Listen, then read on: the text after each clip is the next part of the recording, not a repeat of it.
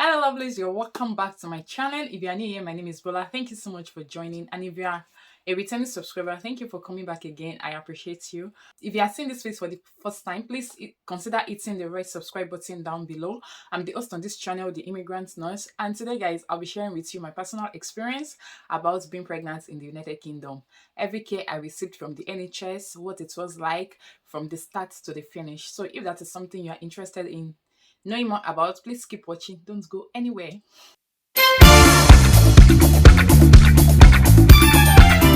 The first thing was I missed my period, and after I missed my period, I went to the store to get a test kit, a pregnancy test kit, and I did the urine test myself, and it came back positive, and I was like, okay, okay, okay, okay.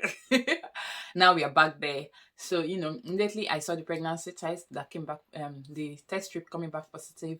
I waited till it was, I think it was on a weekend that I did the test. Then I waited till the next working day and I put a call through to my GP, which is why it is important that you should register with a GP immediately you arrive in the United Kingdom. So I made a call through to my GP telling them that, oh, I did a urine test and it came back positive. So I am pregnant and I would like to be registered with a midwife, because yeah, the rule is different. You get registered with a midwife and the midwife attends to you from the beginning to the end of your pregnancy journey.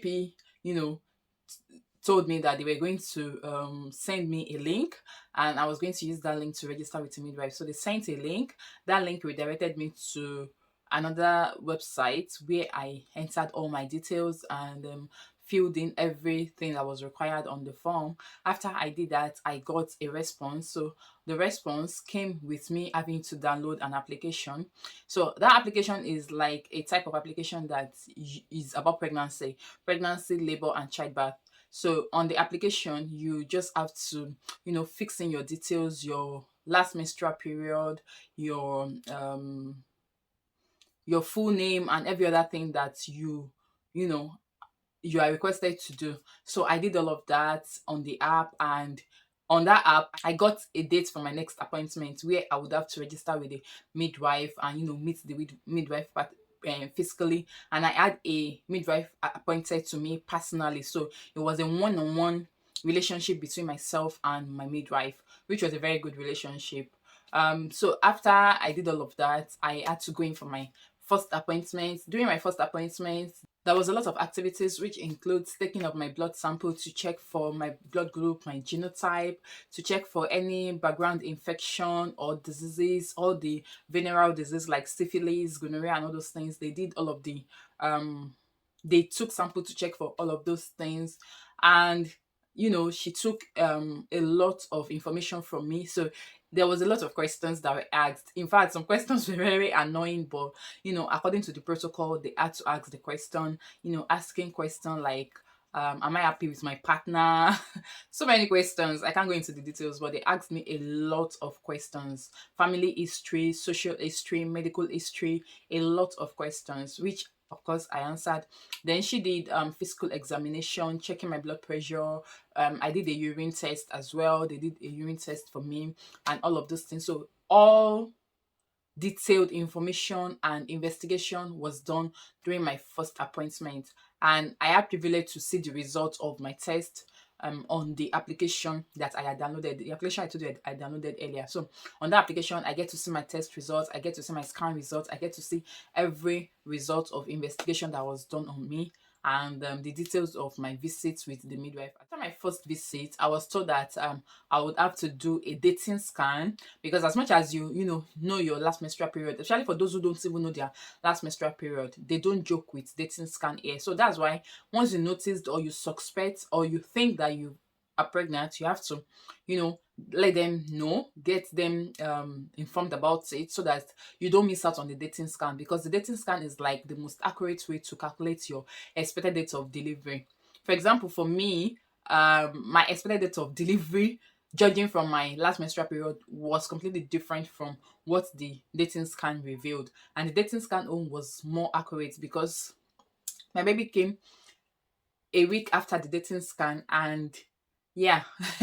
It just made sense that okay, the dating scan was much needed. So don't try. This is not a country where you can say you want to try and hide your pregnancy. At least if you're hiding from everybody else, make sure you don't hide it from your medical practitioners. They need to know as soon as possible so that they can plan the care that you need and that you deserve.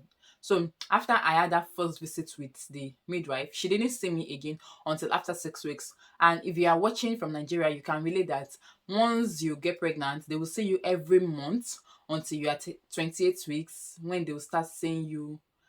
They are, I can't remember clearly what it was like back in Nigeria, unfortunately, and it's not even long ago. But I know that the appointment schedule is different from what they practice here. I think back in Nigeria is every month. Then you now start doing 2 weeks from 28 weeks to 30 weeks. Then from 30 weeks you start doing every week till you give birth. Yeah. I think I remember. But yeah, they don't do it that way. I didn't see my midwife until another 6 weeks after I, met her. And also after that 6 weeks, I had to see her again until after the dating scan. So their antenatal schedule is not exactly what it is like back home for those who are watching from Nigeria. It could be within an interval of 6 weeks to 8 weeks, although they will tell you that if you feel uncomfortable or if you feel that anything goes wrong along the line, make sure you call the pregnancy unit. There's something called early pregnancy assessment unit. So for me, my pregnancy was very, very eventful. It was full of a lot. So I had severe epiremesis in pregnancy. After I had seen my midwife, 2 weeks later, I became extremely dehydrated. I started smelling ketone in my urine, and I had to call the early pregnancy assessment unit. So the early pregnancy assessment unit asked me to come in directly. I did have to go through ED. I don't know what is applicable in your own environment for, but for where I live and the kind of care I received, I didn't have to go through the emergency department. I went straight to the early pregnancy assessment unit where I got admitted and was rehydrated and all the care went on. After you feel comfortable, you have to tell them at your workplace. And you have to tell them at your workplace as early as possible. You could tell them after your dating scan, depending on you. Me, I didn't have to tell them at my workplace. My body told them at my workplace because I was always vomiting at work. They were already suspecting that I was pregnant, so I had nothing to hide. After I saw the midwife and it was confirmed that I am pregnant, because they did their own blood test to confirm I was pregnant. So after they confirmed that I was pregnant, I had to just tell my manager. So I told my manager at my workplace that, oh, I'm pregnant. I'm so weeks gone. She asked me detailed question, how far gone are you? I told her I'm weeks gone, and how do I feel? So I gave her all the details, and she gave me a form to fill. So I filled the form. The form was just about how my current pregnancy date, like how many weeks am I in the pregnancy, what is my expected date of delivery. I filled everything, all the detailed information. Then they now had to refer me to Health for Work department. For me, I work with the NHS, so I don't know what's applicable if you work with maybe a tech company or any other company whatsoever. I work with the NHS, and NHS work can be extremely stressful, trust me, because most times you are on your feet, you are standing. And for me, who has apparesis gravidarum, I could barely eat.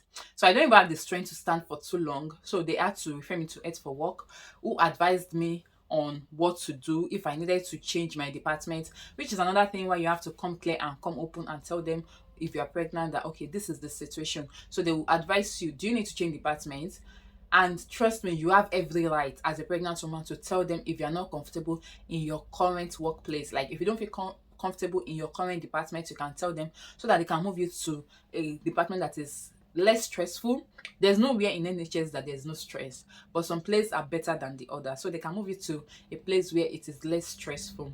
And another reason why you have to tell them at your workplace, which was what I did, was it was easy for me to be excused from a lot of things. So I was able to get flexible shifts at work. So most times I was doing long day where I have to wake up 5 a.m. or 4:30 a.m. I have to catch the train at 6 a.m. It was very, very stressful. So I told them that okay, I already had a child, I had a 2-year old already, that would they please consider putting me on night shifts. So for my night shifts, it was easier because I had to, join the train at a more convenient time. I could have vomited the whole day try to get something to eat before going to work at night. And then night shifts are not as stressful as long day shifts. Long day shifts are stressful because you are dealing with all the MDTs, multidisciplinary teams. You are dealing with phone calls here and there from patient relative, aside from your main duties and so many other things. So for night shifts, you know that at least you don't have to deal with all the MDTs, you don't have to deal with phone calls, you just have to focus on your own main responsibility. And in case there's an emergency, you just, reach out to those who are concerned to give proper care. You understand? So night shift was a lot less draining, especially psychologically, where you have to juggle a lot of things together. So I asked for a more flexible shift, which was night shift, and luckily for me, it was granted. Another thing I did was I went to the trust intranet, my trust intranet, to find out about the pregnancy policy for pregnant women, maternity leave, allowances, if I'm entitled to pay, and all of those things, because I got pregnant in less than 1 year of arriving in my trust. In fact, I had my baby around the first year of arriving with my trust. So I had to read about all those things just to know my rights and what I am entitled to. So one of the things I noticed is there's something called pregnancy related sickness. So if you don't know, for those who work with NHS, I think they should know that naturally you are entitled to 3 sick days of in a year, aside from your regular annual leave. But if you are pregnant, there's something called pregnancy related sickness off. So if you feel you are not up to it, you don't feel strong enough to go to work, you can call in sick and tell them, I feel sick, this is the situation, I have gone to my GP. You cannot just sit at home and say you feel sick, you can't come to work. You should have gone to your GP. Your GP can give you a certificate to show that you are sick, you are not in a good shape to meet up with work requirement. Therefore, you should be exempted and given sick off. For example, when I was extremely sick during my first trimester, I had to, I had to go in for admission. I was in I was on admission for about 2 weeks. Then after the 2 weeks, I got back home and I was given an extra 2 weeks off to just be on bed rest and be at home. That's about a month of not being at work, and my job is not threatened for it, although my salary was, because I didn't get to work so much, so I didn't get enough pay like I should have. But I knew that my job was not threatened, my job was still waiting for me whenever I'm ready to resume. And they even told me that after the 2 weeks, if I still don't feel up for it, I should let them know, and they would extend my stay at home. If you feel very, very sick and you don't feel up for it, please let them know. Communicate to your GP, and your GP will give you a certificate to show that you cannot make it to work. Okay? So you have to go back to your trust internet, read about pregnancy policies, and communicate your concerns to your manager, and they can do something about it.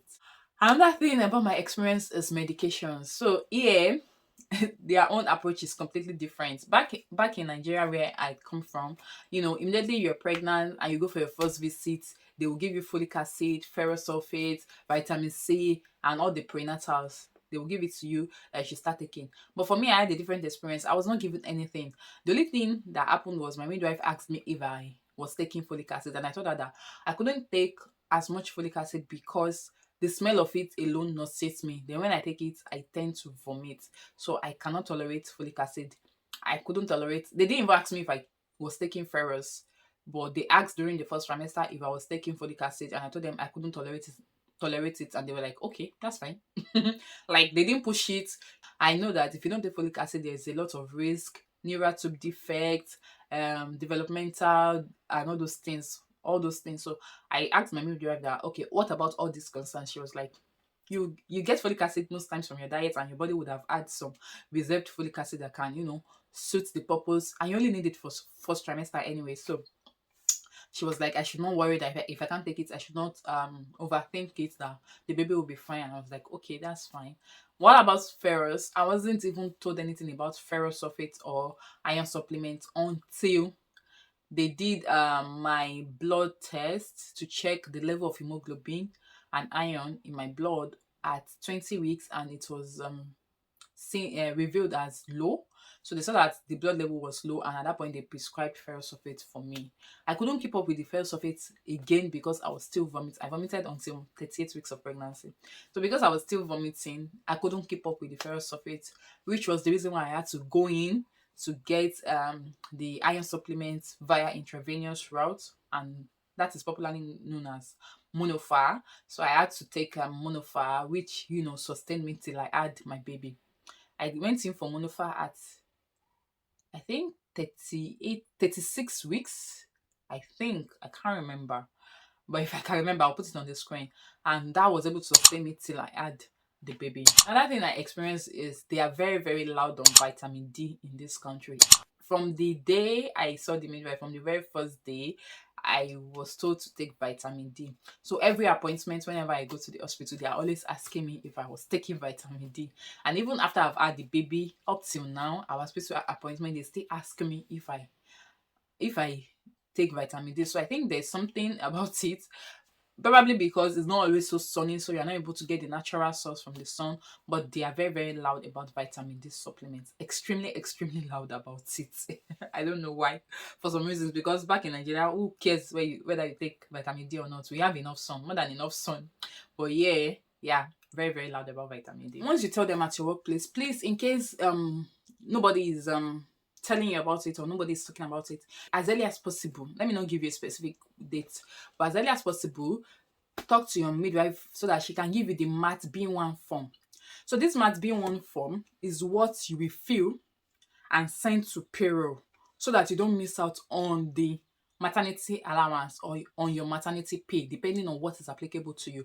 Some people are entitled to the maternity allowance, which is the statutory maternity pay from the government, while some people who have worked for longer time with their employer are entitled to maternity pay, which is what your employer pays you directly. So whatever is applicable to you, make sure you fill that mat B1 form, send it to payroll so that payroll can organize and arrange how you will get paid while on maternity leave. For you to be entitled to the maternity allowance, which is the government pay, you must have worked with your employer for about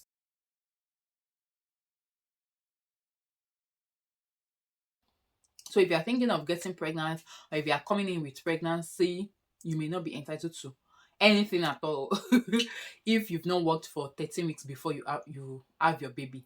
But if you have, you might be entitled to something, okay?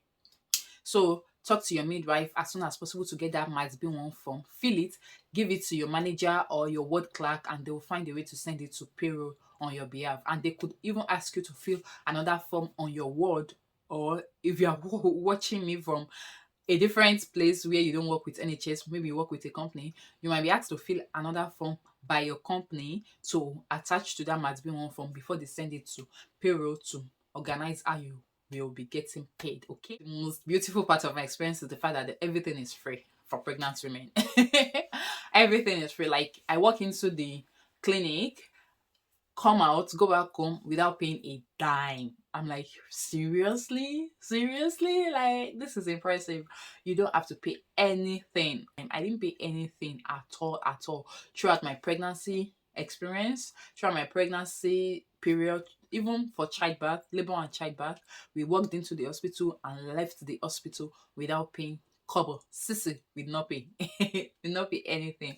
Like, it was a very, very beautiful and remarkable experience. I love that part. I love that part because, imagine doing cesarean section. You guys, I will give you the old tea about my labor and childbirth. If you want to know, please put it in the description, in the comment section. If you want to know, if you want to hear that gist about my labor and childbirth, because it is one of a kind. The gist is a unique one. So if you want to know, put it in the comment section and I will film a video about it. And another thing I find very, very pleasant and beautiful is the fact that they ask you for permission for every damn thing they are doing to you. It's funny, maybe because I work in the health sector, I already have an idea, but it's funny how you go into the clinic and your midwife is asking you for permission to actually touch your belly. Like, that is the reason why I am here. That is why I came for. But they don't, just assume or jump into conclusion that, okay, that is why you're here. This is what you have come to do. So we don't need to do it. And they just go in and touch your belly and just do the palpation. No, no, no, no, no, no, no. They ask for your permission before they palpate you. They ask for your permission before they listen to the baby's heart rate. They ask for permission for everything they do. Like, can I please check your blood pressure? Like, why won't I let you check my blood pressure? I don't understand. Permission for everything they do, and I find that very, very admirable. Like, it is a respect for human personal space and privacy, which is quite impressive and quite beautiful. Of course, urine test is done on every visit. Urine test, like checking for glucose, protein, ketones, and other things, they do that on every visit, which is like regular thing everywhere. So no big deal. One of the things I find very, very admirable is the attitude of the midwives. In fact, at some point I was beginning to consider switching to midwifery because my midwives, they were the best. Like, I had contact with about four midwives throughout my pregnancy period, and they were sweet, they were awesome, they were kind, like they were very calm, very welcoming. When you just walk into the midwife's office and the vibe, the environment is giving you that sense of you are welcome, you are happy to have you. They are always smiling, chatty. They are ready to listen to listen to you ask questions, willing to provide answers, and they were just so kind. They were so accommodating. Like, I was like, seriously. This part of healthcare is a beautiful one. I really, really loved it. They were very respectful. They were just awesome. They were awesome. I think I'm talking too much, but they were awesome. I had the best experience with my midwife. At 20 weeks, I went in for my, you know, um my scan, for another scan, which is like an anomaly scan, just to check if the baby is fine, if every part of the baby's body is complete, if the baby is developing good enough normally without anything that needs to be worried about. Then at that 20 weeks or so, I had my flu shot, I had my flu vaccine. But one thing I find very, very funny is at that 20 weeks during the scan, they were asking if I wanted to know the gender of the baby. They didn't even say whether it's a boy, it's a girl. They were like, do you want to know the gender of the baby? And I'm like, why not? Why won't I want to know? And they're like, okay, it's a girl. Okay, what do you have already? Like, I already have a boy. Oh, good. That's nice. I'm like, yeah, that's nice. That's nice. That's balanced. Funny part of my experience is everybody was asking another question everywhere I go to. Like, the moment my bump started to show, everybody started asking me, how far gone are you? What are you expecting?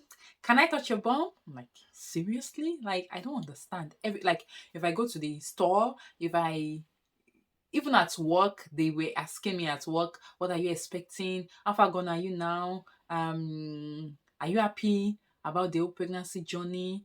My patients were asking me, what are you expecting? How far gone are you? It was like, initially I was embarrassed by the question because I felt, where I'm coming from, nobody asks you all these personal questions, but they don't see it as personal question yet. They're just too enticed by your bump, if that's a way to put it. I think they are too enticed by your bump to be asked to be, inquisitive, to want to know what you are having, what have you got before, is this your first pregnancy? If you say no, oh, do you have a baby at home, or do you have a child at home? Yes. Oh, what's the gender of the child? Male. Or how old is the child?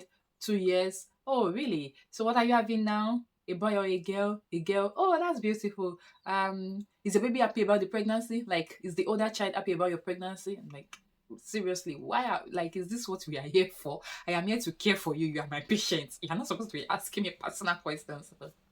You can't take everything personally. You just have to laugh about it and, move on. You answer the one you want to answer. The ones you don't want to answer, you find a sarcastic answer to give to them. Or you find a way to distract them from, to distract yourself from answering the question, depending on you. But yeah, everybody's going to be asking you. The store attendants will ask you, the bus driver will ask you, everybody will ask you about your pregnancy, and it's no big deal. I think it's just natural to them. At 28 weeks, I went in for glucose tolerance test, and that is just to check for diabetes mellitus in pregnancy, to check any signs of diabetes in pregnancy, which went well. Everything came back normal. It was good. But yeah, overall, my experience with NHS during my pregnancy was a very good experience. I don't know if you've had any um, contrary experience. If you are watching and you've had a different experience, let me know in the comment section. What was it like for you? What was the situation? What was the circumstance? Let me know in the comment section. If you had a similar experience, which is a beautiful experience, or if you know your experience was much more beautiful than what I have shared, let me know in the comment section as well. If you could relate with the fact that everybody will ask you questions like I've mentioned, let me know in the comment section as well, so we can just chat, laugh about it, and interact over it as well. Yeah, so that's everything I want to share about my pregnancy journey. In case you are pregnant and you're wondering what it is like in the United Kingdom, you don't have an idea, I hope this video has provided you with a clue. A clue, because I can't give you the detailed idea that this is what you should expect. Your environment is different from mine, your caregivers are different from mine, so I can't, there's no template. It's not a one size fits all, but you have an idea of what to expect, what it is like at each stages. If you feel concerned, for me, at 38 weeks of my pregnancy, I felt concerned that my baby wasn't moving as much as she had been. So I went into the hospital. They placed me on monitor. They were checking and just looking through and then monitoring the fetal heart rate. And I was going in for that almost every other day. At some point, I had to go back to the hospital and just be there for hours, and they were just monitoring the fetal heart rate and all of those things. So one thing you should never ever take light of is communication. Always communicate if you have concerns in your pregnancy, and they don't joke with it. They will ask you to come in immediately, do the necessary checks, and make sure that everything is fine with you and baby. Okay. I should also mention that for most of my visits, my partner could not go in with me because he had to stay with our son. So if you get pregnant for the first time and your partner is available, of course they can always go in with you for every visit and every appointment. Yeah, it is very very much welcome. They specifically will send you a text. And did I mention about the reminder, the appointment reminder? Oh my god, they will send you a text every time you have an appointment to remind you that you should come in for your appointment. And if you want to cancel, they will give you an option to cancel your appointment or rebook your appointment. Yeah, so that's another thing. If you are working and you feel that your appointment time is clashing with your work time, and you are not able to convince them at work to give you a flexible time to meet up with your appointment, you can always rebook and reschedule your appointment with the midwife. Just tell them you've got to work on that day. Can they fix another date for you? That is something that is very very plausible, so you cannot afford to say you forgot. Yeah, so that's it. It was a beautiful experience. It was a pleasant one, like I said earlier. Yeah. If you've enjoyed this video, please hit the like button down below. Share with pregnant people around you who are new in the UK. Share with them. If you are yet to subscribe to this channel, please hit the red subscribe button down below. Be part of the family. You've enjoyed this video, yeah? So be part of the family. Hit this red subscribe button down below. I'll catch you guys in my next video. Till then, stay safe and stay blessed. Bye.